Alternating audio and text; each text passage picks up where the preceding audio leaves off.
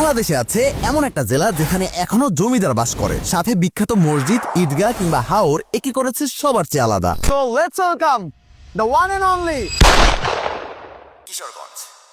ষষ্ঠ শতকে ব্রহ্মপুত্র নদের তীরে একটি গঞ্জ বানিয়েছিলেন নন্দকিশোর। একে বলা হতো নন্দকিশোরের গঞ্জ, আর সেখান থেকেই জন্ম নেয় বর্তমান কিশোরগঞ্জ। এই কিশোরগঞ্জের নামের সাথে জড়িয়ে আছে বারোভূঞা প্রধান ইশাখার নাম, কারণ 1538 সালে 11 সিন্ধু আর 1580 সালে তিনি জঙ্গলবাড়ি দখল করেন। বর্তমান কিশোরগঞ্জের গল্প শুরু করার জন্য পারফেক্ট অপশন জেলার অন্যতম জনপ্রিয় জায়গা পৌরপা। এটাই সম্ভবত কিশোরগঞ্জের সবচেয়ে ফেমাস আড্ডা দেওয়ার জায়গা, কারণ পাশের মুক্ত মঞ্চ রাতে বেশ জমজমাট হয়ে ওঠে। এই উপলক্ষে এখানে যে পরিমাণ ফুড কার্ট বসে তা গুণে শেষ করা যাবে না। এর ঠিক পাশের জায়গাটাই দখল করে রেখেছে জনপ্রিয় গুরুদয়াল কলেজ। 83 বছর বয়সী এই কলেজকে 1945 সালে গুরুদয়াল সরকার 50,000 টাকা দান করে ফাইন্যান্সিয়াল প্রবলেম থেকে বের করে নিয়ে আসে, তাই ওনার নাম অনুযায়ী কলেজের নামকরণ করা হয়। অন্যদিকে যেই নামটা ছাড়া কিশোরগঞ্জের গল্প অসমাপ্ত থেকে যাবে সেটি হচ্ছে পাগলা মসজিদ ও ইসলামী কমপ্লেক্স। কিন্তু প্রশ্ন হচ্ছে, নরসুন্দা নদীর তীরে 3.8 একর জায়গার উপর দাঁড়িয়ে থাকা এই মসজিদের নাম পাগলা মসজিদ কেন? লোকে বলে ঈসা খানের বংশধর জিলকদর পাগলা এই জায়গাটাতে বসে নামাজ পড়তেন। পরবর্তীতে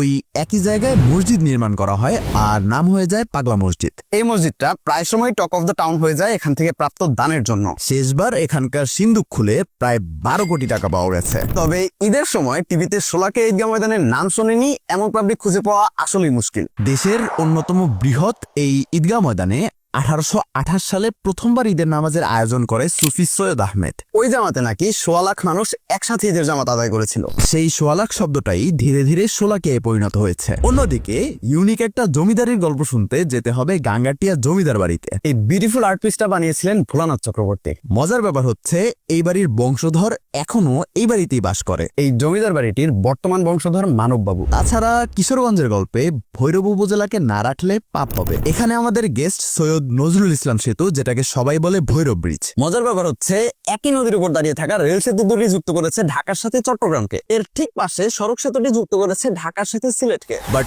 Kishoreganj is full of surprises. এই যেমন ইটনার এই মসজিদের নাম দেওয়ানবাড়ি শাহী মসজিদ, যদিও লোকাল এটাকে বলে গায়েবী অথবা তিনগম্বুজ মসজিদ, কারণ অনেক পুরনো হওয়ায় অনেকেই ভাবে এই মসজিদটা নিজে নিজেই তৈরি হয়েছে। কিন্তু আসলে আনুমানিক 1600 সালে এটি নির্মাণ করেছিলেন ইশাখার সভাসদ মজলিস দেলোয়ার। এখন ইটনার কথা যেহেতু হচ্ছেই, তাহলে ইটনা মিঠামইন অষ্টগ্রামের যে সড়কটা, এটা কিভাবে বাদ দিই? এক কথায় কিশোরগঞ্জের সবচেয়ে বড় অ্যাট্রাকশন বলা চলে এই মিঠামইন অষ্টগ্রাম সড়ককে। আমাদের কাছে এটা হয়তো একটা টুরিস্ট অ্যাট্রাকশন, বাট 3টা উপজেলার লোকালদের কাছে এটা একটা স্বপ্নের সড়ক।